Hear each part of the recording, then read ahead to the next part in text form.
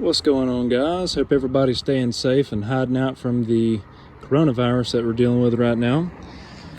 The current project that I'm working on is outfitting a MRAP Alpha made by Oshkosh bumper to go on my truck.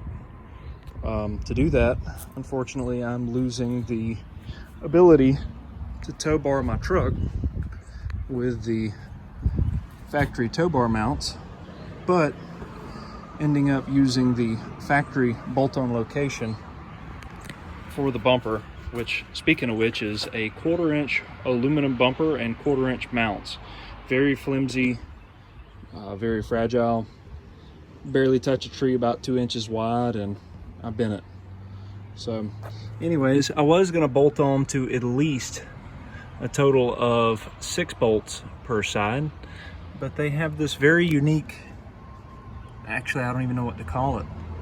It's like a stud that pokes through with a almost like a riv nut style fastener that you can't remove without cutting off. Maybe somebody's seen something like this before and can tell me what I'm looking at. Anyways, I have a total of 8 bolts that will hold this on. The factory hardware is grade 8. Doing some quick calculations, we're looking at close to about 74,000 pounds of pull force each frame rail can withstand with this factory hardware. So I'm anticipating a Warren 18,000 pound electric winch, 2 blocking tackles, 54,000 pounds of pulling force, give or take. Should be giving me a nice safety net. Back to the bumper. Here is what we're working with. I had a old 1/2-inch 316 grade stainless steel vault door laying around. It was donated by a buddy of mine, and ended up welding it up. Got it all set. None of the welds here are going to be award winners, but they should definitely hold without any issue. The strongest point and stress point I figured would end up being the very end piece right here.